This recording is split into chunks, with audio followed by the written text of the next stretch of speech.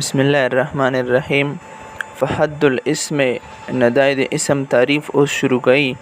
نو چې فحد الاسم کلمه تدل على معنى في نفسها غیر مقترن باحد الازمنه الثلاثه عن الماضي والحال والاستقبال كرجل وعلم. د دې نه د اسم تعریف شروع کړي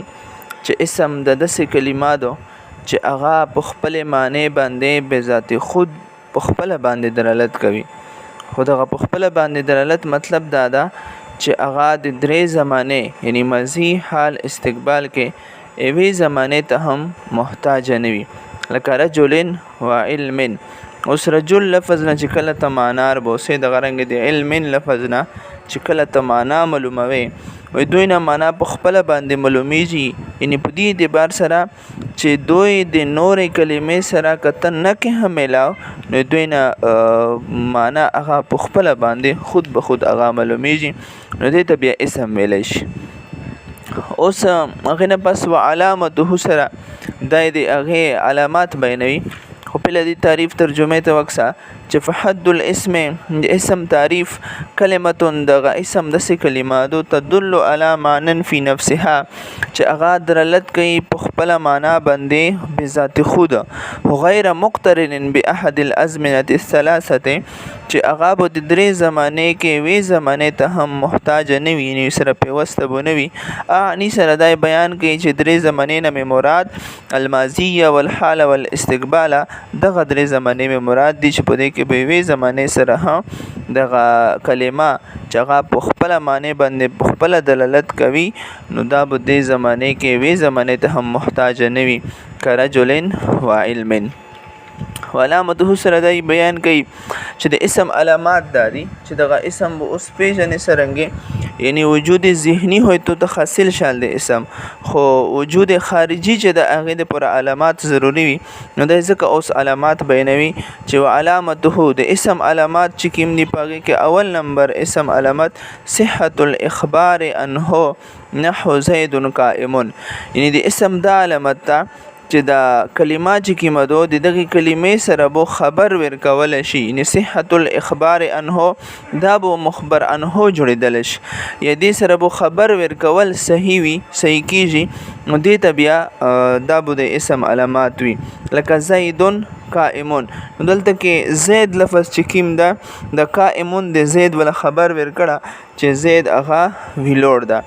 خو بیا دا مخبر انه جوړیدل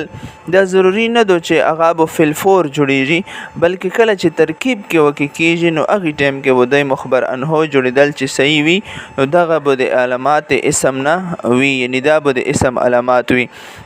لکه مثال کے طور پر آسه توي چې زیدون. اوس دغه زیدون لفظ ویل دا مخبرن هو نه ده خو چې کله ترکیب کې وکړي شي چې زیدون قائمون اوس په دې صورت کې دا مخبرن هو ده قائمون هغه د دوله خبر ورکوي نو دې په صورت کې وبدای هغه د اسم علامات وی. مخبرن هو نه مراد محکوم علیه ده یعنی مبتدا کېدل هغه د اسم علامات ده. اوس دا مخبرن هو به د اسم علامات ویلې وګرځیدل هغه د پر وجه دادو چې مخبرن هو دا د اسم علامات زکه ده چې اهل عرب هغه د فعل د پر مخبر به یعنی فعل چې دا هغه مخبر به د پر وجه کړه ده او مصر هو کلمې درې دی یو فعل د یو حرف د یو اسم ده نو فعل چې مخبر به د پر وجه شاله مخبرن هو د پر ظاهر خبره دو اسم د مصر پوت شال نو هغه مخبرن هو د پر وګرځول ځکه چې حرف خو نه مسند نه مسند الیه ده هغه نه مخبرن هو جوړیدای شي نه مخبر به جوړیدای شي. دی وجنه اهل عرب فعل د مخبر به د پر وجه کړه کاغه مج د مخبرن هو د پر ګرځول نو خلاف وجب لازم شي وا نو اهل عرب فعل د مخبر به د پر وجه کړه نو اسم هغه مج د مخبر ان هو د پر وجه کړه. دویم علامات دای بیني چې ول اضافه نحو غلام زیدین.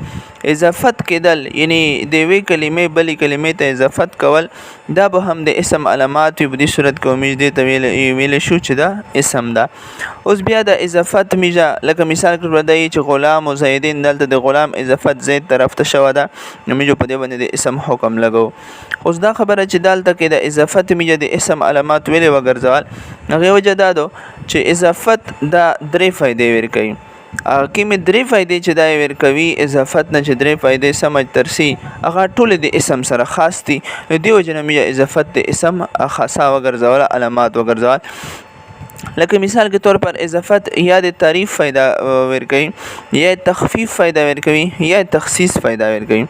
اضافت چې کله تاریخ فائدہ ورکوي تعریف نو هغه په دې صورت کې چې نکره اضافت معرفه طرف ته وکي لکه غلام و زیدن غلام لفظ دلته نکره دو زید معرفه دو نو چې غلام اضافت زید طرف ته معرفه طرف ته وکي نو په دې صورت کې دا تعریف فائدہ ورکوي. یعنی مطلب تعریف مطلب دا چې د غلام نکره د ځون سره معرفه وګرځوي.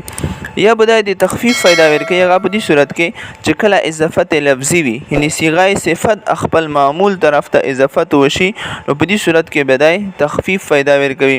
به تخفیف مطلب دا چې هغه د مضاف نه تنوین او د غرنګ نون د تسنیه نون د جر وغیرہ حذف کوي. یا بدای د تخصیص فائدہ ورکوي هو په هغه صورت کې چې کله د نکره اضافت نکره طرف ته وشي لکه غلام و رجلین دلته غلام نکره وا رجل ها نکره دو چې کله نکره اضافت نکره طرف ته وشال په دې کې تخصیص پیدا کی یعنی قلت اشتراک وشي.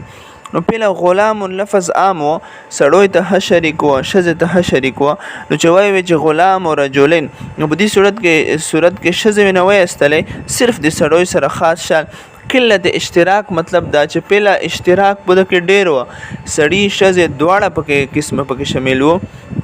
خو چې کله رجل ته د نکره اضافت وشل نو قلت اشتراک پکې روغلینی اشتراک کې چې شذ او سړی و ډیر وو هغه کام شال چې شذ نه اوتل صرف سړی پکې پوت شل نو دغه ټیم کې بدای تخصیص پیدا ورکوي یعنی دغه غلام یې خاص کار د سړوي سره. په دې صورت کې د اضافت هغه د اسم خصادو ځکه چې دغه تعریف فائدہ دا ورکوي یا تخفیف فائدہ ورکوي یا تخصیص فائدہ ورکوي او دغه تعریف تخصیص تخفیف د ټول په اسم کې دیو جن د خصام جهده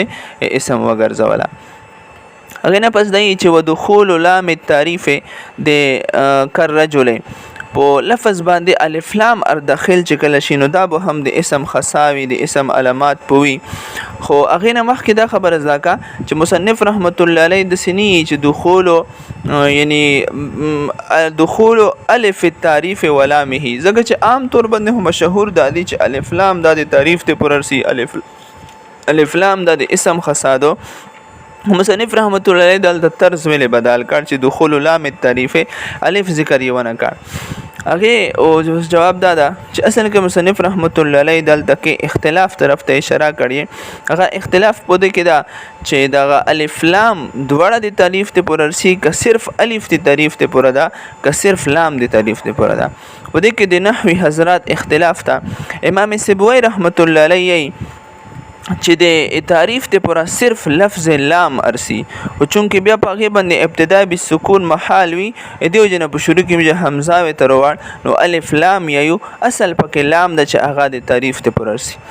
او د خرنګ چونکه مصنف رحمت الله علیه د خوان د امام سیبوی رحمت الله مذهب خوان ورکړه دیو جن غي ها صرف ویلي چې دخول لام التعریف یعنی سیبوی رحمت الله علیه چې تعریف ته پورا صرف لفظ لام ارسی الف میجه ابتدا بالسکون د وجه لګولا نو مصنف رحمت الله علیه لام التعریف ویلي دي د امام سیبوی رحمت الله علیه مذهب فالو کړه دا.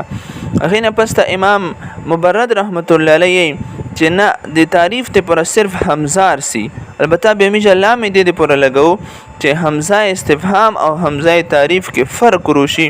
د فرق ته وجه نه میجه علام پس ولګو اصل چې کیم د اغا الف تا. خو امام خلیل رحمت الله علیه چې نه اصل کې د الف او لام دواړه مجموعه چې کیمه دو دا حمزه دې نه د دواړه د تعریف ته پر ارسی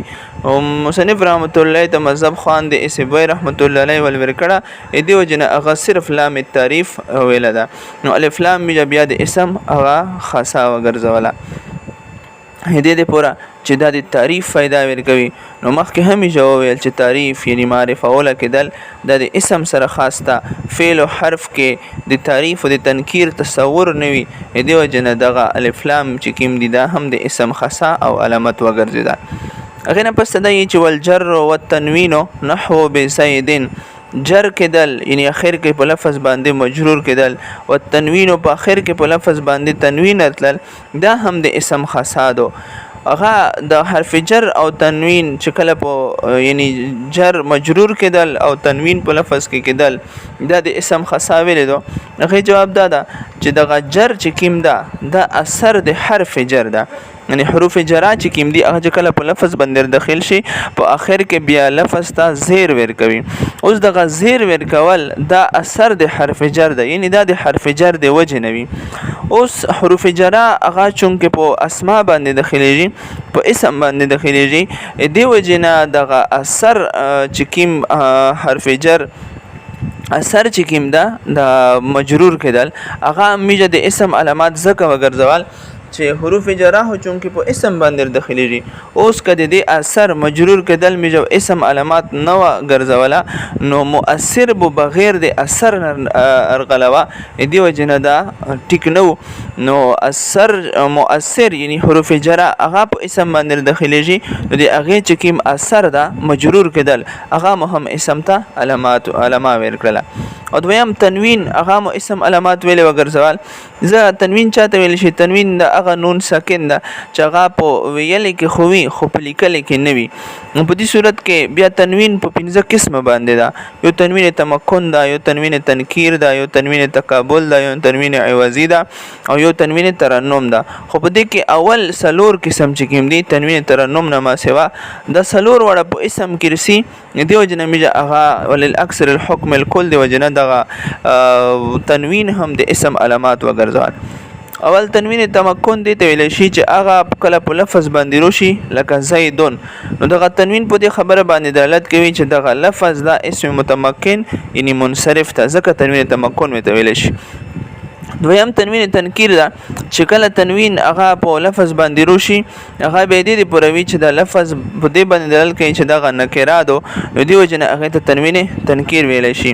دریم تنوین تقابل ده چې هغه د جمع مؤنث سالم په اخر کې رسی لکه مسلماتن کې د تن کې چې اخر کې نون پړاویږي دا تنوین تقابل ولدا دا د جمع مذکر سالم نون چې کوم ده یعنی مسلمون ولدا هغه په مقابله کې رسی ځکه د تنوین تقابل ویل شي. او سلام قسم تنوین عوضی ده چې هغه د مضاف الیه په عوض کې په مضاف په اخر کې رسی لکه یوم اذن حين اذن په اصل کې یوم اذن اصل کې یوم اذ کان کذا به کان کذا مضاف الیه حذف شولا نو یوم اذن من جوړ شلغه په اخر کې تنوین چې دا د مضاف الیه حذف په عوض کې غلا ده. نغرنګ حين اذن اصل کې حين اذ کان کذا به کان کذا مضاف الیه حذف شولا نو حين اذن جوړ شل په اخر کې چې کیم تنوین ده هغه د کان کذا مضاف الیه حذف ته وجنن غلا ده. او بل د تنوین ترنم چې هغه د شعر په اخر کې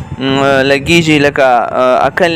اکل اللوم اهزل والعتابا وقولي ان اصبت لقد اصابا. نو په شعر کې د عتابا اصابا کې چې د اخر کې کیم نون ده د وزن شعری د وجنرسي دغه د تنوین ترنم ملي شي. خو دغه اول سلور قسمونه چې کیم دي تنوین تمکن تنوین تنکیر تنوین تقابل او تنوین عوضی دا د اسم سره خاص دي دی وجنه ول اکثر حکم الکل قاعده دی وجنه میجه دا حکم اسم تویر کړي یعنی دا تنوین علامات او خصامو اسم تویر کړه. هغه نه پس دی چې والتثنیه والجمع تثنیه کېدل جمع کېدل والنعت صفت کېدل والتصغیر مصغر کېدل د لفظ تصغیر جوړېدل والنداء او د غرنګ ندا دا هم میجه علامات اسم تویر کړ چې دا به هم د اسم علامات وي. هغه وجه دا دو چې تثنیه او جمع خو علامات د اسم ته دی وجه ور کړ چې دا په تعدد باندې دلالت کوي لکه رجلان دوا سړي رجالون ډیر سړي نو تعدد چې کیمی هغه په اسم کې دی وجه د تعدد ول الفاظ چې تثنیه او جمع دي هغه میجه علامات اسم تویر کړ. اوس که څوک وایي چې تعدد هو فعل کې هوي لکه مثال کے طور پر ضربا ضربو اخر کې چالیف وي اخر کې چوا وي نو جواب دا چې هغه اصل کې تعدد فعل کې نه وي فعل همیشه واحد وي هغه تعدد په اسم کې اسم فاعل چې موږ کېږي نو هغه اسم وي. او غنه پس د نعت یعنی صفت چې د اغامیه د اسم کلمه وګرځوله ځکه چې دغه صفت چې د کیمشي وکي کیږي د صفت په زائد معنی باندې دلالت کوي او اسم هغه په زائد معنی باندې دلالت کوي فعل او حرف هغه زائد معنا نه قبلوي دی وجنه د علامت اسم تویر کړ. هغه نه پس دای چې تصغیر د اسم علامات ته تصغیر دې پورا چې تصغیر د شی په حقارت باندې او دغه رنګ ذلت باندې دلالت کوي نو دغه اسم کې د حقارت ولا معنا موجوده وي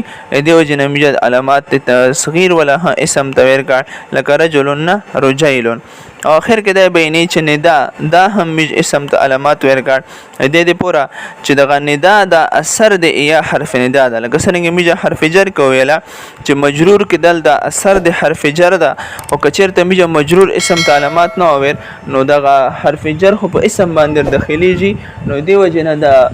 مؤثر به بغیر د اثر نرغلوا نو دلته دغه ندا د اثر د یا مندا ده یا مندا یعنی ندا چې کوم حروف دي هغه په اسم باندې داخليږي نو کچرته د ندا چې کوم اثر ده دا میجه اسم علامات نه ورکړي نو یا حرف ندا چې هغه مؤثر ده هغه بغیر د اثر نه پوت شوی و دیو جن ندا علامات میجه هغه اسم ته ورکړه فإن كل هذه خواص الاسم دا یو د اعتراض جواب ده اعتراض دا ده چې تو چې مو ته اوس د مخ کې وشیل چې نات کېدل تصغیر کېدل تثنیه کېدل دا د اسم علامات دي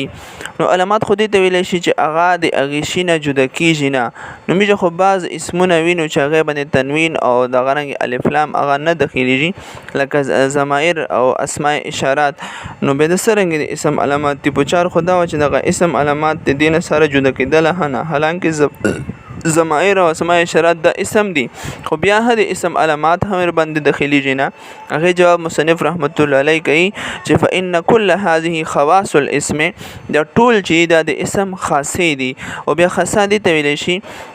چې هغه د دنه ما سوا په بل چیز کې موجود نشي یعنی د اسم علامات چې کوم دي د اسم خاصه دي او مطلب به دا شي چې دغه اسم دغه خاصه هغه په فعل کې او په حرف کې نه موجود دي بلکې دا به دغه اسم سره خاص وي بیا خاصه په دوه قسمه دي یو خاصه شاملات او یو خاصه غیر شاملات خاصه شاملات دي ته ویل شي چې هغه د هغه شی په ټول افرادو کې موجود شي لکه مثال کے طور پر د اسم د ټول علامات چې کوم دي هغه په لفظ کې موجود شي بده د خاصه شامله ویل شي یو خاصه غیر شامله دو چې هغه دغه اسم چې څومره علامات دي هغه په لفظ کې نشي موجود بلکې باس پکې وي او باس پکې نه وي نو دلته کې مصنف رحمت الله علیه چې دغه فإن كل هذه خواص الاسم دلته موونه علامات نه مراد خواص دي یعنی دغه علامات په صرف د اسم سره خاص وي د په فعل کې او په حرف کې نه وي دغه رنګ بیا نه مراد هغه خاصه نه به خاصه غیر شامله دو چې ټول علامات په یو لفظ کې کېدل ضروری نه دي بلکې بعض علامات په بعض الفاظو کې او د غرنګ بعض علامات په بعض الفاظو کې غنه پس دی چې ومان الاخبار انه ان يكون محكوما عليه سره د خبره وضاحت کوي چې د اسم علامات چې کوم میره بیان کړ هغه نور ټول واضح دي او شروع کې یو ټکه کړه چې اخبار انه هغه د اسم علامات ته د هغه وضاحت ضروری شمېروي په دې وجه باندې چې هغه نه یو وهم پیدا کیږي چې عام طور باندې په نحوه کې مخبر انه ټکا د مبتدا د پر استعمالېږي نو ګویا چې د هغه مخبر انه نه یعنی مخبر انه د اسم علامات ته هغه نه دا به هم پیدا کېدل چې مبتدا د اسم علامات ته د مبتدا نه ما سوا چې کوم شیونه دي هغه د اسم علامات نه د هغه مخبر انه هوي خو مصنف رحمت الله علیه دلته وضاحت کوي د پورا چې لکه څنګه مبتدا هغه مخبرن هووي او دلته مخبرن هونه مو مراد محکوم علیه دو محکوم علیه لکه څنګه مبتدا جوړیږي د غرنګ فاعل هوي او نائب فاعل هوي نو لہذا د مان الاخبار انهونه مراد صرف مبتدا نه دو بلکې دینه محکوم علیه مراد دا خپل که محکوم علیه فاعل دا او نائب فاعل دا مبتدا دو ټول پکې شریک دي دای چې مان الاخبار انه د مخبر انه معنا او مقصد مطلب دا دا